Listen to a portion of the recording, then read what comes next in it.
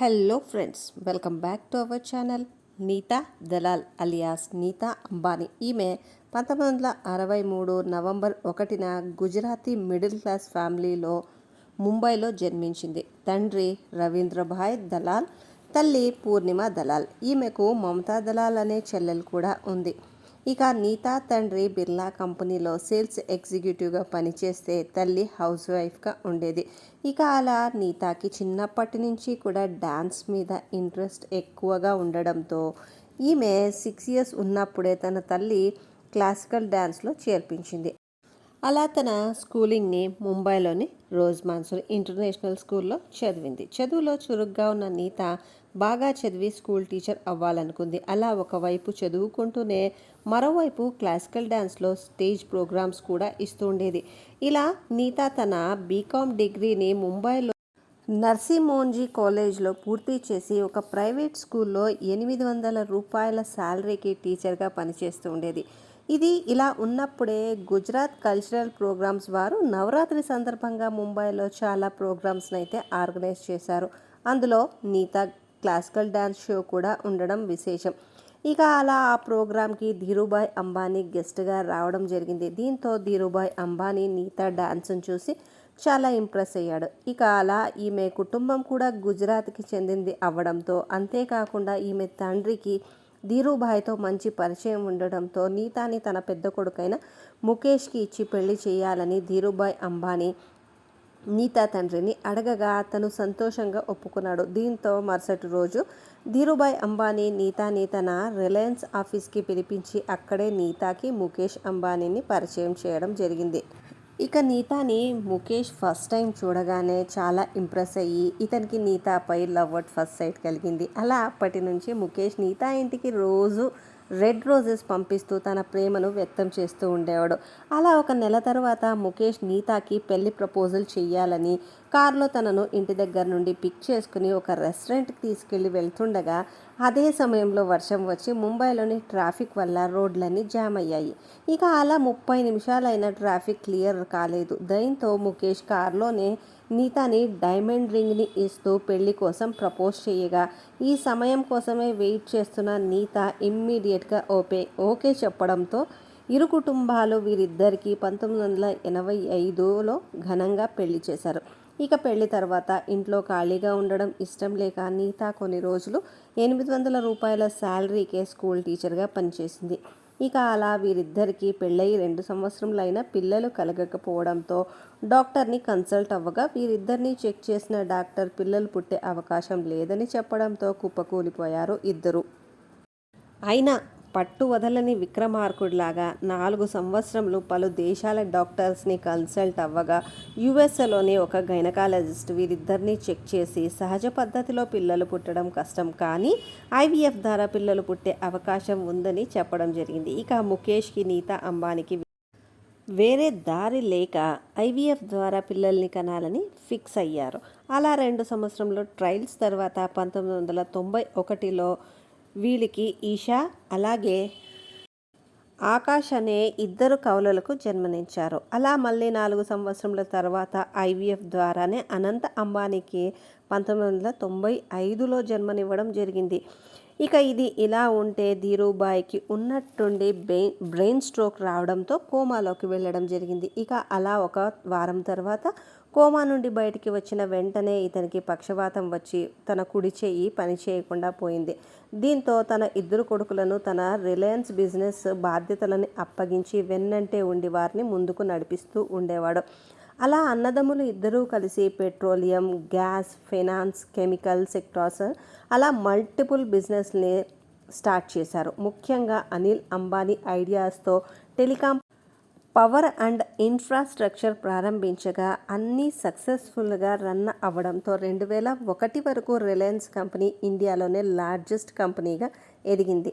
దీంతో అన్నదమ్ముల మధ్య గొడవలు రావడం మొదలయ్యాయి. ఇందుకు ముఖ్య కారణం నీతా అంబానీ మరియు అనిల్ భార్య టీనా అనే చెప్పొచ్చు. ఎందుకంటే టీనా ఒకప్పుడు టీవీలో టాప్ హీరోయిన్గా సక్సెస్ఫుల్ కెరియర్ లీడ్ చేసింది. ఇక అప్పట్లో మూవీ ఫంక్షన్స్కి ఎక్కువగా వెళుతున్న అనిల్ అంబానీ ఒక ఫంక్షన్లో తనకన్నా 4 ఏళ్ల పెద్దదైన టీనాని చూసి లవ్లో పడ్డాడు. అలా అప్పటికే టీనా పేరు సంజయ్ దత్, రాజేష్ ఖన్నా, రిషి కపూర్లతో గట్టిగా వినిపించిన సంజయ్ దత్తో ఈమె రిలేషన్ పెళ్లి దాకా వెళ్ళి ఆగిపోయింది. ఇక ఈ బ్రేకప్తో మానసికంగా కుంగిపోయిన టీనా అదే సమయంలో అనిల్ అంబానీని ఒక ఫంక్షన్లో కలవడం, అలా వీరిద్దరూ పరిచయస్తులుగా మారడం, తర్వాత అది ప్రేమగా మారి డేట్ చేయడం మొదలుపెట్టారు. ధీరుభాయ్ అప్పటికే ఆరోగ్య కారణాల వల్ల అనిల్ అంబానీకి కూడా పెళ్లి చేయాలని సంబంధాలు చూడగా నీతా తన చెల్లెలైన మమతాని అనిల్కిచ్చి పెళ్లి చేయాలనుకున్నది. కానీ అనిల్ మాత్రం ధైర్యంగా తను పెళ్ళంటూ చేసుకుంటే టీనానే చేసుకుంటానని చెప్పగా అంబానీ ఫ్యామిలీ ఒక్కసారిగా షాక్కి గురై సినిమా హీరోయిన్తో పెళ్లి వద్దని అంబానీ ఫ్యామిలీ ఎంత చెప్పినా అనిల్ అందుకు ఒప్పుకోలేదు. అయినా అనిల్ అంబానీ 4 సంవత్సరంలో వేచి చూడటంతో అంబానీ ఫ్యామిలీకి వేరే దారి లేక గత్యంతరం లేక 1991లో వీరిద్దరికి సింపుల్గా పెళ్లి జరిపించడం జరిగింది. ఇక అలా పెళ్ళైనప్పటి నుండి అంబానీ ఫ్యామిలీకి టీనాని చూస్తే నచ్చేది కాదు. దీంతో అనిల్ తన భార్యతో కలిసి వేరే కాపురం పెట్టడం, అలా వీరు అన్యోన్య సంసారానికి గుర్తుగా జై అంష్, జై అన్మోల్ అనే 2 అబ్బాయిలు కూడా పుట్టారు. ఇక అంబానీ ఫ్యామిలీ టీనా మీదున్న కోపాన్ని అనిల్ మీద చూపిస్తూ ఉండడంతో తండ్రి మరణించగానే తన వాటా తీసుకొని సపరేట్గా బిజినెస్ స్టార్ట్ చేయాలి అనుకున్నాడు. ఇక అలా అన్నదమ్ముల గొడవలు తారాస్థాయికి వెళ్ళి కంపెనీ నష్టాలలోకి వెళ్ళడం చూడలేకపోయిన తల్లి కోకిలాబేన్ ఈ గొడవల్లో ఇన్వాల్వ్ అయ్యి ముఖేష్ అంబానీకి పెట్రోల్ కెమికల్ రిలయన్స్ ఇండస్ట్రీకి సంబంధించిన ఆస్తులను ఇస్తే అనిల్కి telecom and entertainment, finance, power అయిన ఇన్ఫ్రాస్ట్రక్చర్కి సంబంధించి ప్రాపర్టీస్ ఇచ్చి 2005లో వీరి గొడవలకు ఫుల్ స్టాప్ పెట్టేసింది. ఇక అలా అప్పటి నుంచి లైమ్ లైట్లో ఉండి స్టార్ హీరోయిన్గా ఉన్న టీనా అంబానీ ఇంటికి కోడలవ్వగానే హౌస్ వైఫ్గా మారి మీడియాకి, మూవీస్కి ఫుల్ స్టాప్ పెడితే, మరోవైపు హౌస్ వైఫ్గా ఉన్న నీతా అంబానీ 2008 నుండి లైమ్ లైట్లోకి రావడం మొదలుపెట్టింది.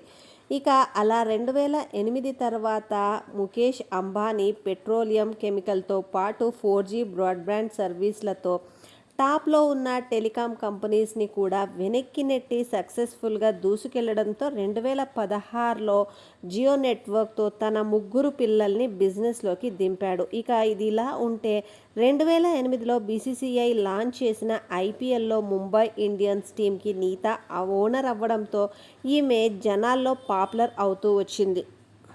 ఇక అలా ముఖేష్ అంబానీకి డబ్బులు ఎక్కువ అవుతున్న కొద్దీ భార్య మీద ప్రేమ కూడా పెరగడంతో తన ప్రేమకి గుర్తుగా 4 లక్షల స్క్వేర్ ఫీట్లో 15,000 కోట్లు ఖర్చు పెట్టి ముంబైలో యాంటిలా అనే బంగ్లోని ఆమెకు గిఫ్ట్గా ఇచ్చాడు.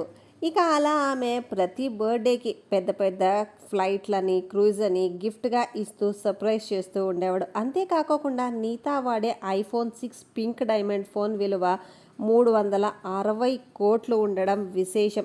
ఇక అలా భార్య కోసం ధీరుభాయ్ ఇంటర్నేషనల్ స్కూల్ని కూడా కట్టించగా అప్పుడప్పుడు ఈమె ఆ స్కూల్కి వెళ్ళి టీచింగ్ కూడా చేస్తూ ఉండేది. ఇక అలా ఎంతో ప్రేమతో చూసుకుంటున్న తన భార్య తనకి తప్ప వేరే వారిని ముట్టుకున్నా సరే, వేరే వాళ్ళు తన భార్యను ముట్టుకున్న ముఖేష్ అంబానీ తట్టుకునేవాడు కాదు. ఇక అలా ఐపీఎల్ స్టార్ట్ అయ్యాక ఈమెకు ఫ్రెండ్స్ సర్కిల్తో పాటు పార్టీస్, ఫంక్షన్స్ కూడా ఎక్కువయ్యాయి. అలా ముంబై ఇండియన్స్ టీంకి ఓనర్ అయిన నీతా ఆర్సీబీ ఓనర్ అప్పట్లో బిలియనర్ అయిన విజయ్ మాల్యాని బిడ్డింగ్ టైంలో కలవడము, అలా వీళ్ళిద్దరూ కిస్ చేస్తూ హక్ చేసుకొని ఆ తర్వాత పార్టీస్కి వెళ్ళిన పిక్స్ మీడియాలో వైరల్ అవ్వడంతో వీరిద్దరి గురించి హాట్ టాపిక్గా మారింది. దీంతో విజయ్ మాల్యాకి నీతాకి మధ్య ఏదో జరుగుతోంది అన్న రూమర్స్ కూడా క్రియేట్ అవడంతో సైలెంట్ కిల్లర్ అయిన ముఖేష్ అంబానీ డైరెక్ట్గా రియాక్ట్ అవ్వకుండా విజయ్ మాల్యా బిజినెస్ని దెబ్బతీసి అతన్ని బ్యాంకరప్ట్ అయ్యేలా చేసి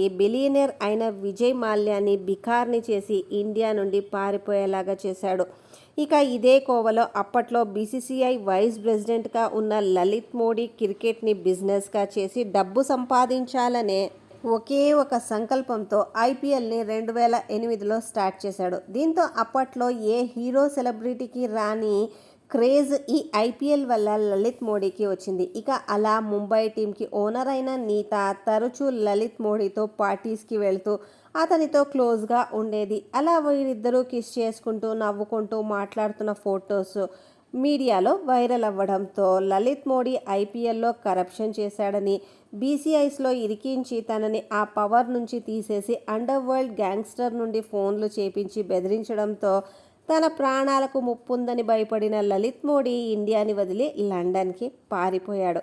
ఇక ఇది ఇలా ఉంటే ముంబై టీంలో బౌలర్గా ఉన్న హర్భజన్ 2012లో జరిగిన మ్యాచ్లో ముంబై టీం గెలవడంతో ఆ ఆనందంలో గ్రౌండ్లోకి పరిగెత్తుకొచ్చిన నీతా అంబానీని హర్భజన్ సింగ్ పైకి ఎత్తుకొని తిప్పగా ఆనందంతో ఆమె నవ్వడం మొదలుపెట్టింది. ఇక అక్కడే ఉన్న ముఖేష్ అంబానీ తన భార్యని హర్భజన్ సింగ్ ఎత్తుకోవడం తట్టుకోలేకపోయాడు. అలా అతని కోపాన్ని ఇమ్మీడియట్గా చూపించకుండా ఇతర టీముల్లో కూడా ఎక్కడా హర్భజన్ సింగ్ని తీసుకోకుండా చేశాడు. దీంతో హర్భజన్ సింగ్ క్రికెట్ నుండి రిటైర్మెంట్ తీసుకొని ఇప్పుడు ఇంట్లోనే కూర్చునే పరిస్థితికి వచ్చాడు. ఇక ఆ తర్వాత ఐపీఎల్ చైర్మన్గా ఉన్న రాజీవ్ శుక్లాతో నీతా చాలా క్లోజ్గా ఉంటూ ఐపీఎల్ జరిగేటప్పుడు అతను ఈమెకు చెవిలో చెప్పే జోక్స్కి గట్టిగా నవ్వుతూ ఉండేది.